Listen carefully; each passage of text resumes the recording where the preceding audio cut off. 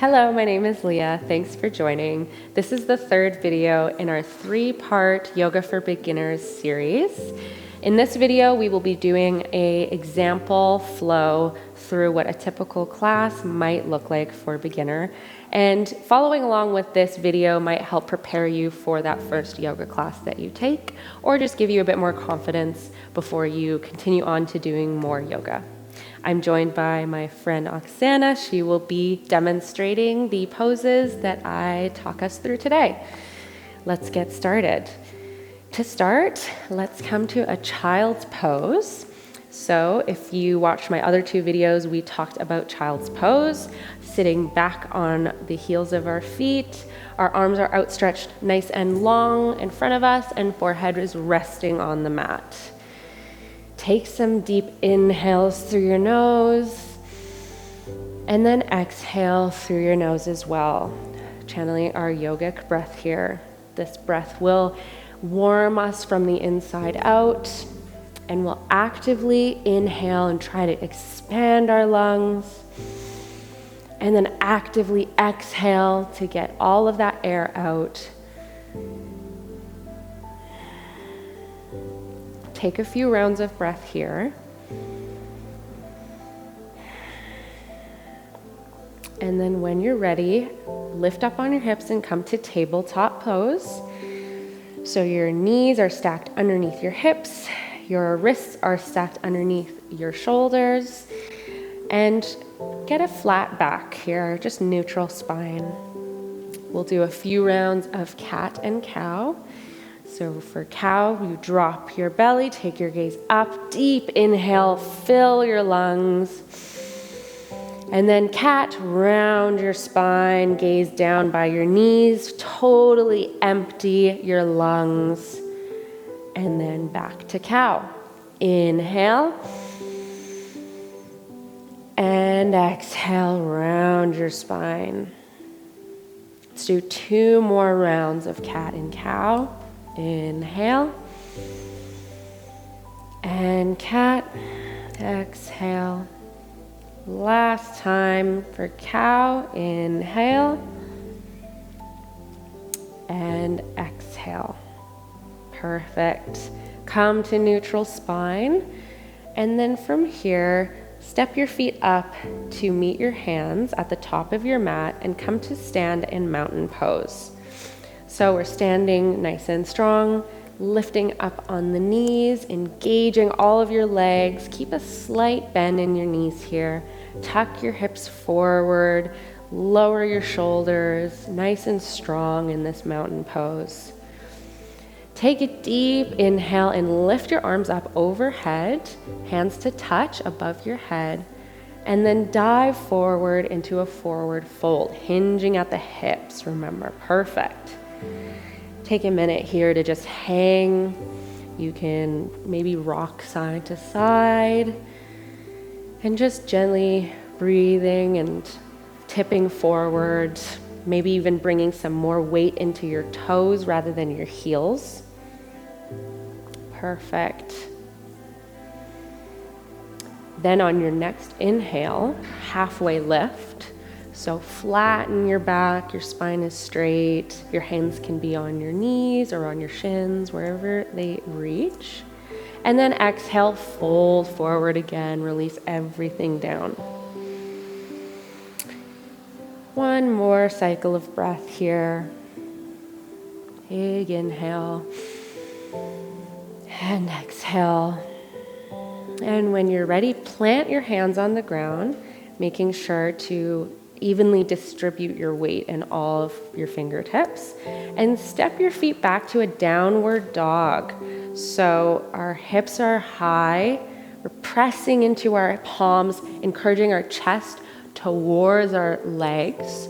Your feet are around hips width distance apart, and easing your heels down towards the ground. This is an active relaxation pose. So we're relaxing, but we're not totally relaxing because it does require some effort. And the more you practice downward dog, the more you will find the relaxation in it, as it might not feel that way to start. From here, we're going to go into three-legged dog. So when you inhale, your leg will swing up and high behind you. Doesn't have to go super high, doesn't have to go super low, wherever you can reach. The important part is that your hips actually stay parallel to the ground. So turn this hip down to the ground a bit more, perfect. And then you will swing your leg through and step it in between your hands. That's a typical transition from downward dog into a lunge. Now that you're in this lunge, you can drop your back knee and untuck your back toes. And this is low lunge.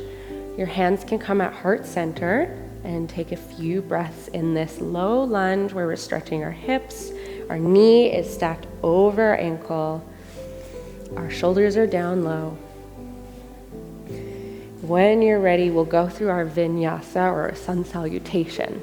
Sun salutation or vinyasa is a cycle of poses, and they typically are standing, forward fold, plank, upward facing dog or cobra, and then downward facing dog. We'll talk through that. So plant your palms to face, surround your front foot, then step your back foot up to meet your front. Perfect. Forward fold, exhale, and then inhale, halfway lift.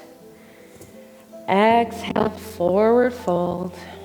Plant your palms and step your feet back to a high plank position.